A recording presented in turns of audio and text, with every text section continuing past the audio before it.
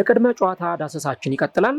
ቀደም ሲል በነበረን ፕሮግራም የኖቲንጋም ፎረስት እና የቼልሲን ጨዋታ አስመልክተን የተለያዩ ነጥቦችን ስናነሳ ነበር። በዚህኛው የፕሮግራማችን ክፍል ደግሞ የለንደን ደርቢ የጨዋታ መርሃ ግብር የሆነውን የፉልሃም እና የአርሰናልን ጨዋታ አስመልክተን የተለያዩ ነጥቦችን የምናነሳ ይሆናል ማለት ነው። ሁለቱ ቡድኖች በጨዋታው ላይ ምን አይነት እንቅስቃሴ ሊያሳዩ ይችላሉ? ለማን የተሻለ ግምት ተሰጥቷል? ከዛ ባለፈም የጨዋታው ላይናፕ ምን ሊመስል ይችላል የሚለውን እስከ ቪዲዮ መጨረሻ ድረስ ከኛ ጋር አብራችሁ ከቆያችሁ የምንነግራችሁ ይሆናል ማለት ነው። ሰላም ጤና ይስጥልን። የተወደዳችሁና የተከበራችሁ ውድ የቻናላችን ተከታታዮች እንዴት ናችሁልን? እግዚአብሔር ይመስገን እኔ በጣም ደህና ነኝ። የምትገኙት አራዳ ሜዳ ኦፊሻል የዩቲዩብ ገጻችን ላይ ነው። ለቻናሉ አዲስ ከሆናችሁ የዩቲዩብ ገጹን ሰብስክራይብ በማድረግና የሎል ምልክቷን በመጫን የቻናላችን ቤተሰቦች እንድትሆኑ በአክብሮት እንጋብዛለን። እንዲሁ ደግሞ ዩቲዩብ ፕሮግራሙን ለብዙዎች ተደራሽ እንዲያደርገው ቪዲዮን ስትጀምሩ ላይክ እያደረጋችሁ መጀመራችሁን አስታውሱ። የአራዳ ሜዳ ኮሜንታተር ተስፋ ወርቅ ሉልሰገር ነኝ። ምሽት ላይ በደጋፊዎች ድምፅ ፕሮግራማችን እግዚአብሔር ቢፈቅድ እንገናኛለን። ከተለያዩ ጨዋታዎች አስቀድሞ እናንተ ደጋፊዎቻችን በስልክ እየገባችሁ የምትሳተፉበት ፕሮግራማችን ነው። ከምሽቱ 1 ሰዓት ከ30 ጀምሮ እስከ 3 ሰዓት ቆይታ ይኖረናል። እናንተም ደግሞ በቀጥታ የስልክ መስመር ላይ እየደወላችሁ መሳተፍ ትችላላችሁ። ስለዚህ ካሁኑ ቀጠሯችሁን ከኛ ጋር እንድታደርጉ ከወዲሁ እንጋብዛለን። ወደዚህኛው ፕሮግራም እንመለስና የፉልሃምና የአርሰናልን ጨዋታ እንመለከታለን። እናንተም የውጤት ግምቶቻችሁን ልታደርሱን ትችላላችሁ። ማን ያሸንፋል ከሚለው ጋር ተያይዞ ፉልሃም ከአርሰናል እጅግ በጣም ወሳኝ የሆነ የጨዋታ መርሃ ግብር ነው። አርሰናል በዚህ ጨዋታ ላይ 56.7% የማሸነፍ ግምት ተሰጥቶታል በኦፕታ። ከዛ ባለፈ ግን ለፉልሃም የጨዋታ መርሃ ግብሩ በጣም ወሳኝ የሚባል ጨዋታ ነው። ምክንያቱም በሁለት ተከታታይ የእንግሊዝ ፕሪሚየር ሊግ ጨዋታዎች ላይ ፉልሃሞች ተሸንፈዋል። አሁን ለሶስተኛ ጊዜ የሚሸነፉ ከሆነ ከታህሳስ 2023 በኋላ ለመጀመሪያ ጊዜ 3 ተከታታይ ጨዋታዎችን በፕሪሚየር ሊጉ የሚሸነፉ ይሆናል ማለት ነው። ስለዚህ ይህንን መጥፎ ሪከርድ ላለማስመዝገብ ወይም ደግሞ ይህንን መጥፎ ሪከርድ ለመቀየር የሚደረግ የጨዋታ መርሃ ግብር ነው። በአንጻሩ በእነዚህ ተከታታይ ጨዋታዎች ላይ እንደተመለከትነው የፉልሃሞች ውጤት በጣም አስቸጋሪ ነበረ። ውጤት ለማስመዝገብ ጥረት አድርገዋል፣ ግን ደግሞ በዛ ልክ የሚፈልጉትን ውጤት አላገኙም። በቦርንመዝ እና በአስተን ቪላ በተመሳሳይ 3-1 በሆነ ውጤት ነው በ6ኛውና በ7ኛው ሳምንት የእንግሊዝ ፕሪሚየር ሊግ ጨዋታዎች የተሸነፉት። አሁን በ8ኛው ሳምንት በሜዳቸው አርሰናልን በክራቫን ኮቴጅ የሚገጥሙ ይሆናል። ጨዋታው ግን ለአርሰናል ያለው ወሳኝነት የሚያጠራጥር አይደለም። ምክንያቱም ወደ ፕሪሚየር ሊጉ የደረጃ ሰንጠረዥ የመሪነት አናት ላይ መምጣት ችሏል። አሁን ይህንን መሪነት መድፈኞቹ እንዴት አድርገው ሊያስቀጥሉ ይችላሉ፣ እንዴት ባለ መንገድ ይህንን ጨዋታ በድል ሊወጡት ይችላል የሚለው እጅግ በጣም በጉጉት የሚጠበቅ ጉዳይ ይሆናል። እንግዲህ አርሰናል ጥሩ ነገሩ አንድ ጥሩ ሪከርድ አለው ከለንደን ደርቢ ክለቦች ጋር በሚጫወትበት ጊዜ እስካሁን ድረስ ከ18 ጊዜ ባደረጋቸው የለንደን ደርቢ የጨዋታ መርሃ ግብሮች ላይ ከለንደን ክለቦች ስንል ከነ ቼልሲ፣ ከነ ፉልሃም እንዲሁ ደግሞ ከነ ብሬንትፎርድ፣ ከነ ቶተንሃም ስፐርስ እንዲህ ካሉ ክለቦች ጋር የተጫወታቸውን ጨዋታዎች ማለታችን ነው። በእነዚህ ጨዋታዎች ላይ የተሸነፈው አንድ ጊዜ ብቻ ነው አርሰናል ከነዚህ 18 የለንደን ደርቢ ጨዋታዎች። ስለዚህ ጨዋታው አሁንም ቢሆን ለአርሰናል ግምት ቢሰጥ የሚያስገርም ጉዳይ አይሆንም። በተደጋጋሚ ጊዜ አርሰናል የለንደን ክለቦችን በሚገጥምበት ጊዜ ምን ያክል ከፍተኛ ተፎካካሪ ሆኖ እንደሚቀርብ እናውቃለን። ሌላው ደግሞ ለአርሰናል ጥሩ ነገር በተለይም ደግሞ ከኢንተርናሽናል ብሬክ በፊት በጥሩ የማሸነፍ ጉዞ ላይ ነበር። በተከታታይ ጨዋታዎችን አሸንፏል። ኒውካስልን በፕሪሚየር ሊግ እንዲሁ ደግሞ ኦሎምፒያኮስን በቻምፒየንስ ሊግ ከእንደገና ደግሞ ወሳኝ በሆነ የጨዋታ መርሃ ግብር ዌስትሃምን በለንደን ደርቢ ጨዋታ ማሸነፍ ችሏል። ስለዚህ በተከታታይ 3 ጨዋታዎችን አርሰናል አሸንፎ ነው ወደ ኢንተርናሽናል ብሬክ ያመራው። ሁሉም ማለት በሚቻሉ ደረጃ ተጫዋቾች በሙሉ ጤንነት ላይ ነው የሚገኙት ከቤን ዋይት በስተቀረ። ያው ቤን ዋይት አሁንም በትላንትናው ልምምድ ላይ አልታየም ተብሏል። ዛሬ አዲስ ነገር ከተፈጠረ እናያለን። ግን ተጫዋቹ ጉዳት ያጋጠመው ይመስለኛል ከተለያዩ ሁኔታዎች ጋር ተያይዞ። ፔሮ ሂንካፔ ግን ወደ ሜዳ ተመልሷል። በባለፈው በዜናችን ላይ እንደነገርኳችሁ ወደ ልምምድ ተመልሷል። ስለዚህም ለአርሰናል ጥሩ ዜና ነው። ጋብሪኤል ሄሱስ እዚህ ጨዋታ ላይ አይኖርም። ያው ተጫዋቹ ምናልባትም እንደውም አንድ መረጃ ስመለከት በጥር ወር ወደ ሌላ ክለብ ሊያመራ ይችላል የሚሉ መረጃዎች ሲወጡ ነበርና ሁኔታዎቹ በጣም አስቸጋሪ ናቸው። በተለይ በተከታታይ የምንመለከታቸው የተጫዋቾችን ጉዳዮች በተመለከተ ተጫዋቹን ለተከታታይ ወራት ሜዳ ላይ እየተመለከት ነው አይደለም። ስለዚህ ክለቡን ለቆ ሊወጣ የሚችልበት እድል አለ። ካይ ሃቨርትዝ እና ኖኒ ማዱዌኬ ተቃርበዋል ወደ ሜዳ ለመመለስ የሚሉ ዘገባዎች አሉ። ከዛ ባለፈ ግን አርሰናል በሙሉ በሚባል ደረጃ ተጫዋቾቹ በሙሉ ጤንነት ላይ ይገኛሉ። ከዛ ባለፈ ከኢንተርናሽናል ብሬክ መልስ ከብሔራዊ ቡድን ጨዋታዎች መልስ ተጫዋቾች በጥሩ ጤንነት ነው ወደ የክለባቸው የተመለሱት። ይህ በእንዲህ እንዳለ ደግሞ ጥሩ ጊዜን አሳልፈዋል ተጫዋቾች በኢንተርናሽናል ብሬክ። ለምሳሌ ቡካዮ ሳካ ለእንግሊዝ ብሔራዊ ቡድን ሲጫወት ጎል ያስቆጠረበት አሲስት ያደረገበት ሁኔታዎችን ተመልክተናል። ሚካኤል ሜሪኖ ጎል ያስቆጠረባቸውን አንድ የጨዋታ መርሃ ግብር እንደዚሁ ተመልክተናል።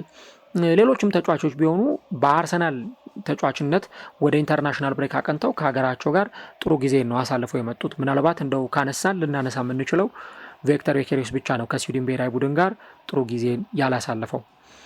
ከዛ ውጭ ግን ዴክላን ራይስን ደግሞ እዚህ ጨዋታ ላይ መመልከት በጣም ተገቢ ነው። ምክንያቱም ዴክላን ራይስ ባለፉት ጨዋታዎች ላይ በነበረው ስታት መሰረት ወይ ግብ ያስቆጠራል ወይ አሲስት ያደርጋል እና እነዚህ ሁኔታዎች ስንመለከት ነበር። በዌስትሃም ዩናይትዱ ጨዋታ ላይ ዴክላን ራይስን እንደተመለከት ነው ጎል አስቆጥሮ ነበር። የቀድሞ ክለቡ ላይ በጣም ቁልፍና ወሳኝ በሚባል ደቂቃ ላይ ነው ጎል ማስቆጠር የቻለው። ከዛም በፊት በተደረጉ የአርሰናል ጨዋታዎች ላይ የዴክላን ራይስ የጎል ኢንቮልቭመንቶችን ስናይ ወይም ደግሞ ስንመለከት ነበረ። በተለይ ሜዳ ላይ እሱ በሚጫወትባቸው ዲፓርትመንቶች የተሻሉ ነገሮችን ሲያደርግ ተመልክተናል። በኒውካስል ዩናይትዱም ጨዋታ ላይ ሜሪኖ ላስቆጠራት የአቻነት ግብ አሲስት ያደረገለት ይኸው ራሱ አሁን እያነሳን የምንገኘው ተጫዋች ነው። ስለዚህ ሚናው በጣም ላቅ ያለ ስለመሆኑ በእነዚህ ጉዳዮች መረዳትና ማየት ይቻላል ማለት ነው እና ዴክላን ራይስ የሆኑ ጨዋታዎችን ሲያከናውን በፕሪሚየር ሊጉ ወይ ጎል ያስቆጥራል ወይ ደግሞ አሲስቶችን ያደርጋል። ስለዚህ አሁንም ይህንን ጨዋታን በተመለከተ በጨዋታው ላይ የጎል ኢንቮልቭመንት ይኖራቸዋል ተብለው ከሚጠበቁ ተጫዋቾች መካከል አንዱ ነው። ከዛ ውጪ በዚህ በክራቫን ኮቴጅ በፉልሃም ሜዳ ጥሩ ሪከርድ ያለው ተጫዋች ነው ዴክላን ራይስ።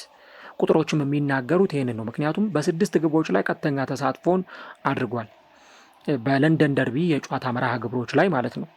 ልክ የለንደን ደርቢ ተጋጣሚዎቹን አርሰናል ሲገጥም 6 የግብ አስተዋጽኦች አሉት።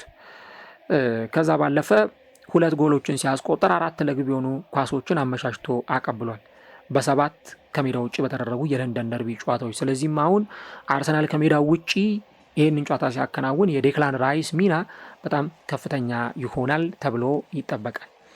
ቅድም እንዳልኩት አርሰናል በ18 የለንደን ደርቢ ጨዋታዎች አንድ ብቻ ነው የተሸነፈው።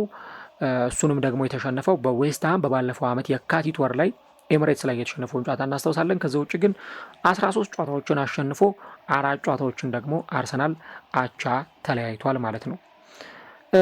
ግን ደግሞ ፉልሃም ለአርሰናል ከባድ ተጋጣሚ ሊሆን እንደሚችል ማንሳት ያስፈልጋል። በተለይ በባለፈው ዓመት ካቻምና ለአርሰናል ከባባድ ከነበሩ ተጋጣሚዎች መካከል አንዱ ፉልሃም እንደነበር ስንመለከት ነበር። ለምሳሌ በ2023 ታህሳስ ወር ላይ የተመዘገበውን ውጤት ለዚህ ማስታወስ በጣም በቂ ነው። ስለዚህ አሁንም በሚኖሩት እንደዚህ ባሉ ጨዋታዎች ላይ ፉልሃም ለአርሰናል በጣም ከባድ ተጋጣሚ ሆኖ ሊቀርብ እንደሚችል ማንሳት በጣም ተገቢ ነው። ቁልፍ የሚባሉ ተጫዋቾች አሏቸው በፉልሃም በኩል በተለይ ተጋጣሚዎችን ማስጨነቅ የሚችሉ ለተጋጣሚ ተጫዋቾች በጣም ፈታኝ የሚሆኑ በርካታ ተጫዋቾች እንዳሉ እናውቃለን። አንደኛው የቀድሞው የአርሰናል ተጫዋች አሌክስ ኢዎቢ ነው። አሌክስ ኢዎቢ ከናይጄሪያ ጋር ጥሩ ጊዜን አሳልፈው ተመልሷል። ግን በተለይ ትልልቅ በሆኑ ጨዋታዎች ላይ የሚጎላ እንደነ ቼልሲ፣ እንደነ ማንቸስተር ዩናይትድ፣ እንደነ አርሰናል ካሉ ተጋጣሚዎች ጋር ፉልሃም በሚጫወትበት ጊዜ ተጽዕኖ ፈጣሪነቱ በጣም ከፍ ያለ ተጫዋች ስለመሆኑ በተደጋጋሚ ጊዜ እንመለከታለን እና የማርኮ ሲልቫ ቡድን አንድ አሉኝ ብሎ ከሚጠራቸው ተጫዋቾች መካከል አሌክስ ኢዎቢ አንዱ ነው። ከዛ ውጭ የነ ሃሪ ዊልሰን እንዲሁ ደግሞ ከዛ ባለፈ ደግሞ የነ ሮድሪጎ ሚዩኒዝ የማጥቃቱን አቅም በደንብ መጨመር የሚችሉ ተጫዋቾች ናቸው። ስሚዝሮም ያው የቀድሞ ክለቡን የሚገጥምበት የጨዋታ መርሃ ግብር ሊሆን ይችላል ተብሎ ይጠበቃል። እንደምታውቁት ስሚዝሮ እና ቡካዮ ሳካ በአርሰናል በአንድ ወቅት ላይ በጣም ምርጥ ጥምረት የነበራቸው እና እንደውም ሚኬል አርቴታ የጨለማ ጊዜውን የተሻገረበት ተጫዋች ቢኖር አንዱ ስሚዝሮ ነበረ። አሁን ከአርሰናል ጋር አብሮ የለም። የአርሰናል ደጋፊዎች በጣም የሚወዱት ተጫዋች ነው። ይሄም ተጫዋች እንደዚሁ በዚህ ክለብ ውስጥ ጥሩ አቅም ያለው የሜዳ ላይ እንቅስቃሴን ያሳያል ተብሎ ይጠበቃል። እነ ሳሙኤል ቼኩዌዚም ለዚህ ቡድን ጥሩ አቅም መስጠት የሚችሉ ተጫዋቾች ናቸው እና በዚህ ጨዋታ ላይ ኢቭን ፉላም ምን ሊያደርግ እንደሚችልም ስለማይገመት አርሰናሎች በደንብ በጥንቃቄ የሚመለከቱት ጨዋታ ይሆናል ተብሎ ይጠበቃል። ከዛ ባለፈ ግን ወደ አርሰናል ጉዳይ ደግሞ ስንመለስ አርሰናል እንደምታውቁት አሁን በፕሪሚየር ሊጉ አናት ላይ የተቀመጠ ቡድን ነው። የሆኑ ተጫዋቾችን እናነሳለን። በየጨዋታው ላይ የሆነ ግምት የሚሰጣቸው የሚዲያ ሽፋን የሚሰጣቸው አይነት ተጫዋቾች አንዱ ቪክተር ዩኬሬስ ነው። አሁን ቪክተር ዩኬሬስ የማጥቃት በርደን ላዩ ላይ የወደቀበት ተጫዋች ነው። ሌላ እንኳን በሱ ቦታ ላይ ተቀይሮ ገብቶ ሜዳ ላይ ፐርፎርም ማድረግ የሚችል ተጫዋች የለም። ቅድም እንዳልኩት ጋቢናይን ጉዳት ላይ ነው። እንዲሁ ደግሞ ካይ ሃቨርትዝም ጉዳት ላይ የሚገኝ ተጫዋች ነው። ስለዚህ በሱ ቦታ ላይ ዳይሬክት ገብቶ ሊጫወት የሚችል ተጫዋች የለም። በፕሪሚየር ሊጉ ደግሞ በጣም የሚገርመው እንደዚህም እየተተቸ እንደዚህም ብዙ ወቀሳዎችም እየቀረበበት የአርሰናል ከፍተኛው ጎል አስቆጣሪ በፕሪሚየር ሊጉ ቪክተር ዩኬሬስ 3 ጎሎችን አስቆጥሯል። እስካሁን በ7 ጨዋታዎች ሊድስ ዩናይትድ ላይ 2፣ ኖቲንጋም ፎረስት ላይ 1 ጎል አስቆጥሯል። ከዛ በመቀጠል የምናገኛቸው 3 ተጫዋቾች ናቸው 2 ጎሎችን ያስቆጠሩ። ቡካዮ ሳካ፣ ማርቲን ዙቢሜንዲ እና ቲምበር 2 ጎሎችን አስቆጥረዋል። ይሄ ቁጥር የሚነግረን አንድ መልእክት አለ። የአርሰናል አጥቂዎች ኢቭን የመስመር አጥቂዎች የምንላቸው እነ ትሮሳርድ፣ ኑኒ ማዱዌኬ በእርግጥ ጉዳት ላይ የሚገኝ ተጫዋችን ቢሆን ራሱ ቡካዮ ሳካ፣ እነ ማርቲኔሊ እነዚህ ተጫዋቾች የጎል ኢንቮልቭመንታቸው በተወሰነ መንገድ አልቀነሰም ወይ ብለን እንድናነሳ የሚያስገድደን ነው። ምናልባት የጨዋታ መጠኑ ትንሽ ስለሆነ 7 ጨዋታ ብቻ ስለሆነ ቁጥሩ የሚያነሳው ለዛ ሊሆን ይችላል። ግን ደግሞ ቁጥሩ በደንብ ጨዋታው እየጨመረ ሲሄድ አሁንም ይሄ ቁጥር ከፍ ካላለ በጣም አስቸጋሪ ነው የሚሆነው። ሜሪኖ፣ ማርቲኔሊ፣ ካላፊዮሪ፣ ማጋሌሽ፣ ራይስ አንዳንድ ጎል ደግሞ ለአርሰናል ማስቆጠር የቻሉ ተጫዋቾች ናቸው ማለት ነው። አሁን አርሰናል የሆኑ የማጥቃት አማራጮችን አያገኝም። ለምሳሌ ማርቲን ኦዴጋርድ ጉዳት ላይ ነው፣ ለ6 ሳምንታት ከሜዳ ይርቃል፣ 7 ጨዋታዎችም ያመልጡታል ተብሏል። ኖኒ ማዱዌኬ በዚህ ጨዋታ ላይ አይኖርም። ኖኒ ማዱዌኬ ቢኖር ምናልባት በቡካዮ ሳካ ቦታ ላይ ተቀይሮ ገብቶ ሊጫወት ይችል ነበር፣ ግን ኖኒ ማዱዌኬ የለም። በግራው መስመር ላይ እንግዲህ ትላንትና በነበረኝ ፕሮግራም ላይ ጠቅሼዋለሁ። ማርቲኔሊ የሚጀምርበት እድል በጣም ሰፊ ነው። ግን ዘንድሮ ደግሞ አሰልጣኝ ሚኬል አርቴታ በተደጋጋሚ ጊዜ ለዚህ የቤልጂየማዊ ተጫዋች ለሊያንድሮ ትሮሳርድ እድል እየሰጠው ስለሆነ የሚገኘው እዚህ ጨዋታ ላይ እሱ ሲጀምር ልናይ እንችላለን። የመሃል ሜዳው በእርግጠኝነት ማለት በሚቻል ሁኔታ በኤብሬቺ ኤዜ የሚመራ ነው። ያው ምንም አማራጭ የለውም። ምናልባት ሜሪኖን የሚያስገባ ከሆነ ያው የሆነ አይነት ተጽዕኖ ሊኖረው እንደሚችል ይጠበቃል። አሰልጣኙ ላይ ፕሬዠር ይኖረዋል። አርሰናል በዚህ ጨዋታ ላይ እያጠቃ እንዲጫወት ፕሬዠር እያሳደረ እንዲጫወት ጭምር ነው የሚጠበቀው። ስለዚህ እዚህ ጨዋታ ላይ የበለጠ ፕሬዠር እያሳደረ መጫወትም ካለበት ከሜሪኖ ይልቅ ኤብሬቺ ኤዜን ማስጀመር የተሻለ ነው የሚሆነው። በኦዴጋርድን ቦታ ላይክ ቱ ላይክ ምንለው ሰብስቲቲዩሽን ወይም ደግሞ የተጫዋች አጠቃቀም ይሄ ነው የሚሆነው። ግን እኔ በጣም አንድ የሚገርመኝ ሚኬል ሜሪኖ ሁልጊዜ የስፔን ብሔራዊ ቡድን ላይ ሲጫወት በጣም የሚያስገርም ጎሎችን የሚያስቆጠር ተጫዋቹንና ልክ ወደ አርሰናል ሲመጣ ደግሞ ያ ነገር ሲቀዘቀዝ እናየዋለን። በእርግጥ ከዚህ በፊትም እንዳነሳሁት ለምሳሌ በስፔን ሲጫወት በ4-4-2 ፎርሜሽን የሚጫወተው ወይ ከአጥቂ አጠገብ ይጫወታል ወይ ከአጥቂ ጀርባ የተጫወተ ሜዳ ላይ ፐርፎርም ሲያደርግ እንመለከታለን። ግን ደግሞ እዚህ በሚጫወትበት ጊዜ የጨዋታ ሂደቱ ከዛ በጣም ለየት ባለ ሁኔታ የምንመለከተው ይሆናል እና እኔ ምን አይነት የጨዋታ ፎርሜሽን ነው አሁን አሰልጣኙ ሚኬል አርቴታ ይህንን ተጫዋች በደንብ ሻርፕ ለማድረግ ሊጠቀም የሚችለው የሚለው ራሱን የቻለ ጉዳይ ነው።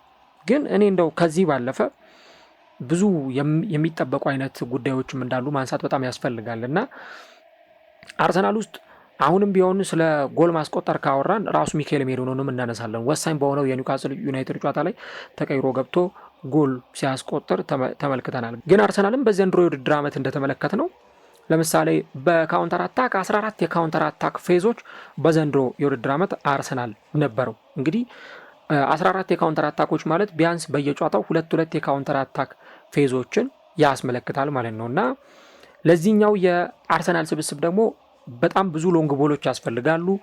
እንደነ ቪክተር ዩኬሬስ ላሉ ተጫዋቾች እንደነ ማርቲኔሊ ላሉ ተጫዋቾች ከተከላካይ ጀርባ የሚጣሉ ኳሶች በተደጋጋሚ ጊዜ ያስፈልጋሉ። ለዛ ደግሞ ከሚኬል ሜሪኖ ይልቅ ሜዳ ላይ ገብቶ ፐርፎርም ሲያደርግ የተሻለ ሊሆን የሚችለው ኤብሬቺ ኤዜ ነው እና ይህንን ነገር በዚህ የጨዋታ መርሃ ግብር ላይ ልንመለከት እንችላለን። ሜዳ ላይ ጥሩ ፐርፎርም ያደርጋሉ ተብለው ከሚጠበቁ ተጫዋቾች መካከል አንዱ ራሱ ኤብሬቺ ኤዜ ነው። ያው ቤስት ላይናፑ ይታወቃል እነማን ሊገቡ እንደሚችሉ። ከዳቪድ ራያ ፊት ለፊት ሳሊባ፣ ማጋሌሽ፣ ቲምበር እና ካላፊዮሪ አራቱ የባክፎር ተጫዋቾች ሆነው ይጀምራሉ ተብሎ ይጠበቃል። እንዲሁ ደግሞ ከነሱ ፊት ለፊት ዙቢሜንዲ፣ ራይስ እና ኤብሬቼዜ፣ ከፊት ደግሞ ማርቲኔሊ፣ ቡካዮ ሳካ እና ዩኬሬስ ይጀምራሉ ተብሎ ይጠበቃል። እንግዲህ ላይናፑ እንደኔ ግምት ይሄ ነው ሊሆን የሚችለው፣ ግን ደግሞ የሚቀየር ነገር ካለ ሜዳ ላይ ሲገቡ የምንመለከት ይሆናል ማለት ነው። ስለዚህ ጨዋታው ላይ ለአርሰናሎች በተለይም ደግሞ እርሊ በሚባሉ ደቂቃዎች እኔ 2022-23 ላይ የነበረው አርሰናል የነበረው ጥንካሬና አሁን አቶታል ብዬ የማስበው 2022-23 ላይ የነበረው አርሰናል እርሊ ግቦችን የሚያስቆጥር ቡድን ነበር። ያንን አርሰናል በደንብ ካስታወሳችሁ አርሰናል ረጅም ወራት ፕሪሚየር ሊግ በመራበት ጊዜ ቀድሞ ነው ግቦችን የሚያስቆጥረው። በ15 በ20 በ30 ደቂቃዎች ውስጥ 2 እና 3 ጎሎችን አስቆጥሮ ከዛ በኋላ ሙሉ በሙሉ የማሸነፉን ነገር ገሎት ሲወጣ እንመለከታለን። ሙሉ በሙሉ በቃ ዊን የሚያደርግባቸውን ጎሎች የሚያገኘው በነዛ ደቂቃዎች ነው። ከዛ በኋላ ሁለተኛው አጋማሽ ላይ ሞር ጨዋታውን ሆልድ የሚያደርግበት ተረጋግቶ የሚጫወትበት እንደዚህ አይነት ሂደቶችን ነበር የምንመለከተው። ግን አርሰናል ደግሞ የበለጠ ሶሊድ እየሆነ በመጣ ቁጥር የበለጠ ጠንካራ እየሆነ በመጣ ቁጥር ይሄ 20 ደቂቃ 30 ደቂቃዎች ላይ ግብ ለማስቆጠር ደግሞ የሚቸገረውን አርሰናል እየተመለከትን ነው። ባለፈው ዓመት ይህን ነገር በተደጋጋሚ ጊዜ አስተውለናል። አርሰናል የአንድን ጨዋታ 3 ነጥብ ለማግኘት ግቦችን ለማስቆጠር ረጅም ደቂቃዎችን ይፈልጋል። አንዳንድ ጨዋታዎች ላይ ደግሞ ከነጨራሹም ጎል ሳያስቆጥር የወጣባቸው ልክ በባለፈው ዓመት እንደተመለከትናቸው የዌስትሃም ዩናይትድ አይነት ጨዋታዎችንም ደግሞ እንመለከታለን፣ እናስተውላለን። ዘንድሮም ለምሳሌ ከሊቨርፑል ጋር በተደረገው ጨዋታ አርሰናል ጎል ማስቆጠር አልቻለም። ረጅም ደቂቃ ጎል ለማስቆጠር ቼዝ ሲያደርግ ነበር። ከማንቸስተር ሲቲ ጋር በተደረገው ጨዋታ ከ90 ደቂቃ በላይም አርሰናል ጎል ለማስቆጠር በጣም ተቸግሮ እንደነበር ያየንበት ጨዋታ ነው። የኒውካስሉ ጨዋታ አርሰናል እስከ 86 ደቂቃ ድረስ ጎል ማስቆጠር አልቻለም። እንደዚህ በተለይ ትልልቅ በምንላቸው ጨዋታዎች ላይ አርሰናል እርሊ ግቦችን ለማስቆጠር ትንሽ ጊዜ ሲወስድበት እናያለን እና ያንን የ2022-23ቱን ጥንካሬ ማምጣት በጣም አስፈላጊ ነገር ነው። አዎ አርሰናል ኳስ ተቆጣጥሮ ሊጫወት ይችላል። በቦል ፖዚሽን ረጅሙን ደቂቃ ላይ ያሳልፍ የሚችል ቡድን ነው። ግን ፉልሃም እንደምታውቁት ጥቅጥቅ ብሎ ነው የሚጫወተው፣ ተከላክሎ ነው የሚጫወተው። ከዛ ግን በመልሶ ማጥቃት ኳሶችን ሲያገኝ ሊጠቀም ይችላል እና ይሄ በራሱ ለአርሰናል አንዱ ፈታኝ ነገር ነው የሚሆነው። ከዛ ባለፈው ፕሬዠርም አለ። ምክንያቱም ነገ ሊቨርፑል ይጫወታል። ስለዚህ አርሰናል ዛሬ አሸንፎ ጨዋታውን ውጤት ማግኘት ይኖርበታል ተብሎ ስለሚታሰብ በተከታታይ ጨዋታዎችም ላይ አርሰናል 3 ነጥብ የማግኘት ሀሳብ ይዞ ነው ወደ ሜዳ የሚገባው ተብሎ የሚጠበቀው። ከኢንተርናሽናል ብሬክ መልስ ደግሞ ያንን ሞቲቬሽን ያንን ተነሳሽነት ማስቀጠልም ለአርሰናል በጣም አስፈላጊ ይሆናል። ስለ ፉልሃም ካነሳን የመጨረሻዎቹን ነጥቦች እንግዲህ አሌክስ ኢዎቢ በ2019 አርሰናልን ከለቀቀ በኋላ እጅግ በጣም አስገራሚ የሆነ ተጫዋች ነው። ምክንያቱም 8 ይሄ መስመሮችን የሚሰብሩ ፓሶችን በተቃራኒ ፍጹም ቅጣት ምት ግብ ክልል ውስጥ በማቀበል ከብሩኖ ፈርናንዴዝ በመቀጠል ሁለተኛው ተጫዋች ነው። ብሩኖ ፈርናንዴዝ 9 ላይን ሰንጣቂ መስመር ሰንጣቂ የሆኑ ኳሶች አሉት እና አሌክስ ኢዎቢ ደግሞ 8 መስመር ሰንጣቂ ኳሶችን በማቀበል በፕሪሚየር ሊጉ ጠንካራ የሆነ ተጫዋች ነው።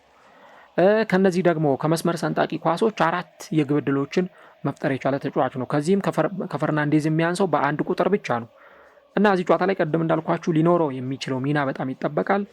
እንደነ ሮድሪጎ ሚዩኒሽ፣ ራውል ሄሜኔስ ያሉ ተጫዋቾችም ጉዳይ እንደዚሁ ሲነሳ ነበር እና ናይጄሪያዊ ተጫዋች እዚህ ሜዳ ላይ ሊኖር የሚችለው ሚና የሚጠበቅ ነው።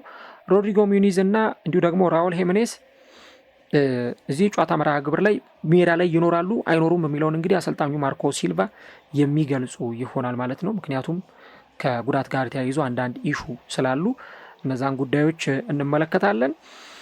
ማርኮ ሲልቫ እዚህ ጨዋታ መርሃ ግብር ላይ ምን አይነት ውጤት ያስመዘግባሉ፣ አርሰናልም በምን አይነት መንገድ ይገጥማሉ የሚለው የጨዋታ አሰላለፋቸውም የጨዋታ አቀራረባቸውም ለመገመት እጅግ በጣም አስቸጋሪ ነው የሚሆነው።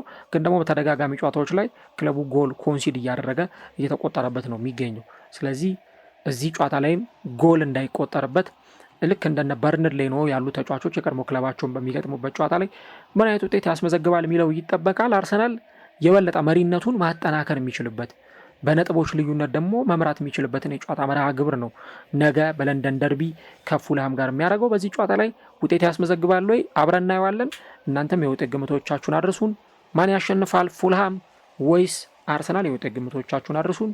ነገ ደግሞ በቀጥታ ስርጭት ፕሮግራማችን ላይ ፈጣሪ ቢፈቅድ ስለምንገናኝ ከጨዋታ አስቀድሞ ብዙ ነጥቦችን እያነሳን ከእናንተ ጋር አብረን ቆይታ እናደርጋለን ማለት ነው። ፈጣሪ ነገ ሰው ይበለን። መልካም ጊዜ፣ መልካም ቆይታ ይሆንላችሁ።